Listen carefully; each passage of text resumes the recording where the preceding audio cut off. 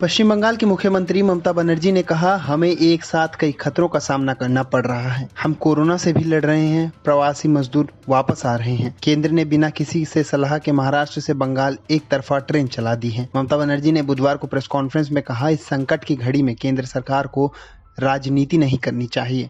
उन्होंने कहा कि इस तरह की राजनीति पूरे देश को लाल कर देगी। उन्हें यह एहसास होना चाहिए कि राज्यों के साथ जो भी होगा वास्तव में भारत का होगा। देश को तिरंगा रहना चाहिए, लाल नहीं। ममता ने कहा कि हमारी जानकारी के बिना 36 ट्रेनें मुंबई से आ रही हैं।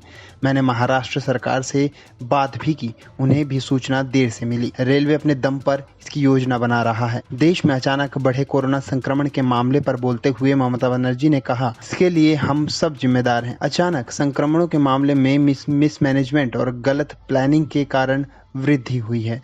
रेल मंत्रालय पर आरोप लगाते हुए ममता बनर्जी ने कहा कि मंत्रालय मुझे राजनीतिक रूप से परेशान करने का प्रयास कर रहा है, बंगाल के लिए अपूरणीय क्षति कर रहा है। वे ऐसा क्यों कर रहे हैं? उन्होंने कहा, मैं लाखों लोगों को संगरोध करने के लिए मशीनरी कहां से लाऊंगी?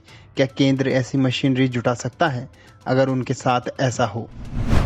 तबलीगी जमात के मरकज केस में दिल्ली पुलिस की क्राइम ब्रांच ने बुधवार को साकेत कोर्ट में 14 देशों के 294 जमातियों के खिलाफ 15 चार्जशीट दाखिल की है। पुलिस की चार्जशीट पर साकेत कोर्ट 17 जून को संज्ञान लेगा।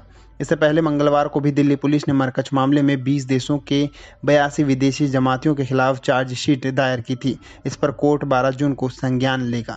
मंगलवार को दाखिल की गई चार्जशीट में 20 देश से आए करीब 83 विदेशी जमातियों को अभियुक्त बनाया गया है।